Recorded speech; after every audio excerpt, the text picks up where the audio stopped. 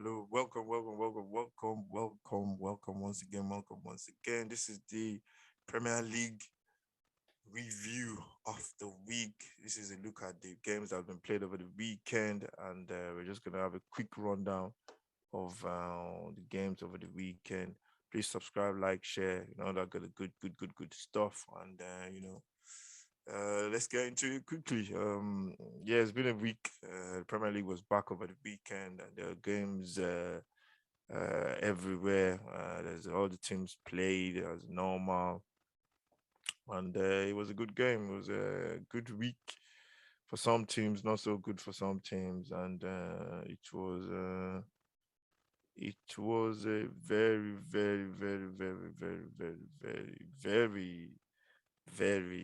good weekend for some teams. Why am I saying very? Sometimes you run out of stuff to say. You're just remembering what you're trying to say. Anyway, moving on. So the Premier League game day week 9, I think Crystal Palace. Not Crystal Palace. I'm looking at the wrong one there. Sorry, game day, match day 8. Sorry, not 9. Why did I say 9? Match day 8. Kicked off with on a Saturday with Watford taking on Liverpool. Ranieri coming into the picture for Liverpool, and he was what do you call it? It was an eye opener in terms of what the manager Ranieri, what the work is going is on his plate. Personally, I didn't think they should have sacked the manager that was there before, because they were what do you call it? They were doing very well. They were 14th on the table, I think, and I don't know why they made their decision to sack the manager, which was just crazy to me. And yeah, so they sacked him, got Ranieri in, and Ranieri, experienced manager, won the title with Newcastle. Sorry, with Leicester, and yeah, we'll see what he can do. But it's a big job ahead of him. The game against Liverpool was just one-sided from the start. The energy was just not there. The crowd, it feels like a friendly.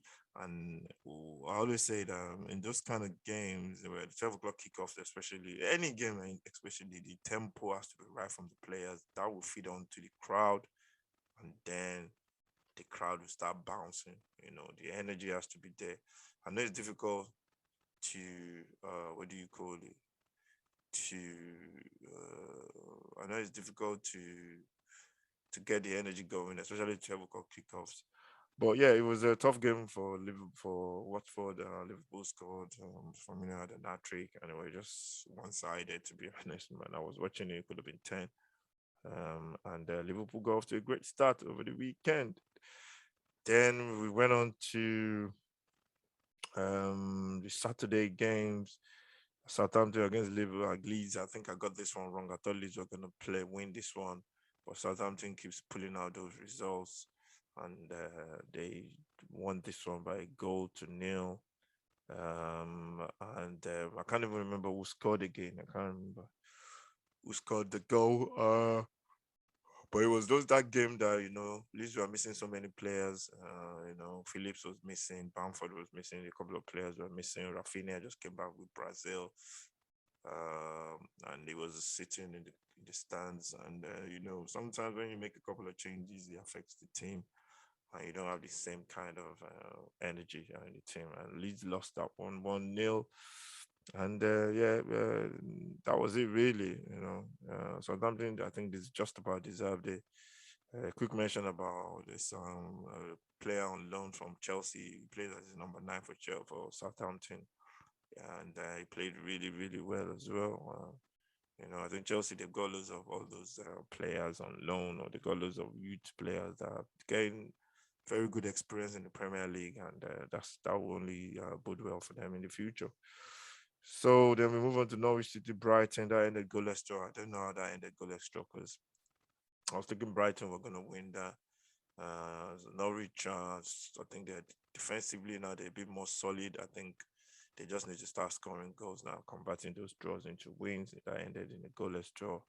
And I think there was a case for a penalty in there where Mope was brought down. But with this referee, man, I just noticed that with the new VAR, Pedro, they got some results. They've got some decisions right, bang on, you know.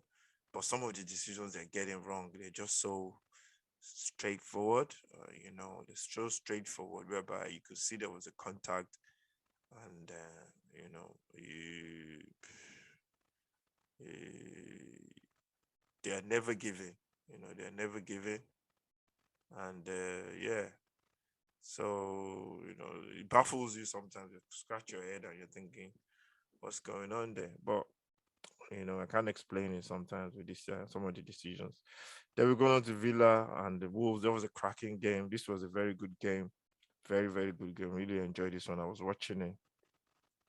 Um, I was watching it, and it was a very, very good game. It ended up 3-2. Wolves came back from behind to win. A couple of goals there from the Wolves, from Wolves, and they won on the Black Country. I think that's the Black Country Derby. Then Leicester, Manchester United, another surprising result. Leicester won 4-2. United had some players coming back. Maguire came back. He made some mistakes, and Leicester won that game 4-2. I didn't expect that. I thought it was going to be a tough game for Manchester, but Manchester now 3 games, no wins. I think that's strange. Their unbeaten record is gone. And I think New Manchester, I think the manager is coming under a bit of pressure now. They got Liverpool over this weekend, and it's going to be very tough for Manchester United now. Leicester, the bounce back after they've not been doing really well in the league. I think they're bottom half of the table as well. But they got a good manager and good players, and they will only pick up results very soon. City Burnley, I thought that was a 5-0 again. The last 3-4 games have been 5-0 at the Etihad. But City won this one 2-0. I think Burnley just about saved a little bit of face there. And, City won. I think Silva scored as well in this game. And City are just doing their stuff slowly. They're going on that little run now. Brentford Chelsea, I enjoyed this one on Saturday. This was a game of 2 halves. Chelsea played really well in the first half, really controlled Brentford, all the pressure.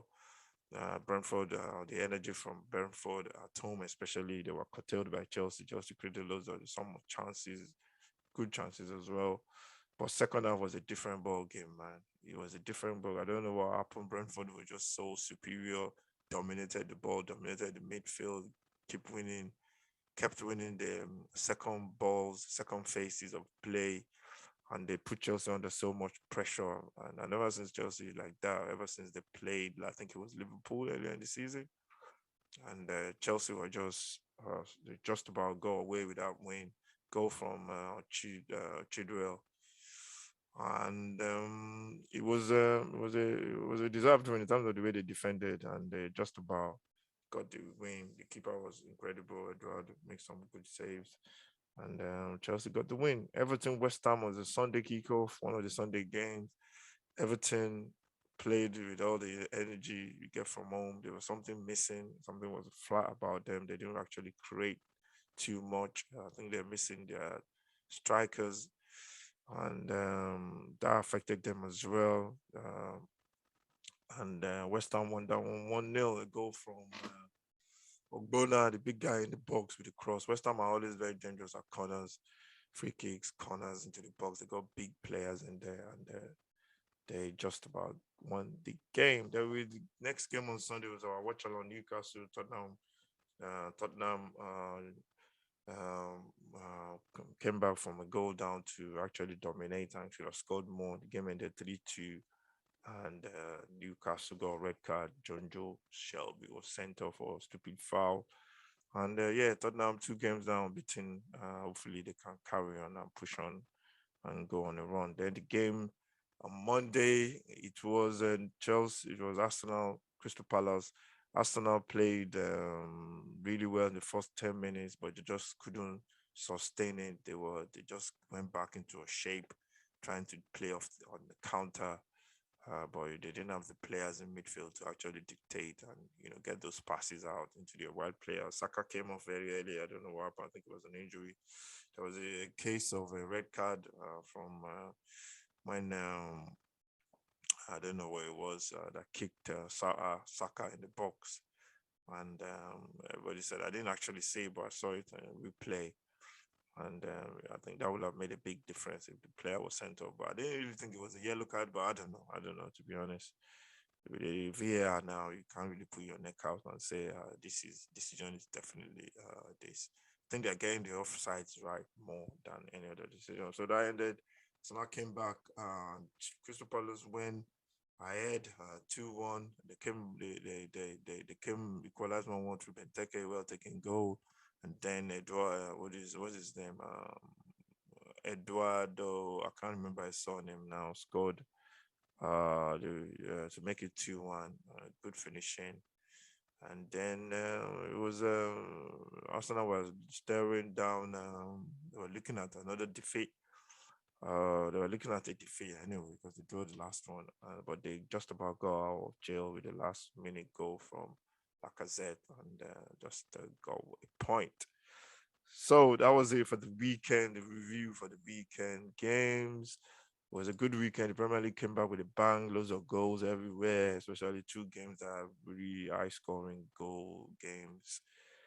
3 games, high-scoring games, and it was a good weekend for Chelsea, Liverpool, especially Man City, the top 3 teams. I think the 3 teams, those 3 teams, we start pulling away from the pack very soon, and I think all the teams will definitely should try and catch up, because if they pull away, there's no stopping those 3.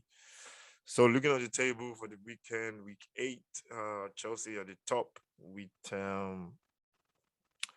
19 points. Then we have Liverpool with 18. Then we have City with 17. Then comes Brighton with 15. Then Tottenham with 15 as well. So top 4 is there.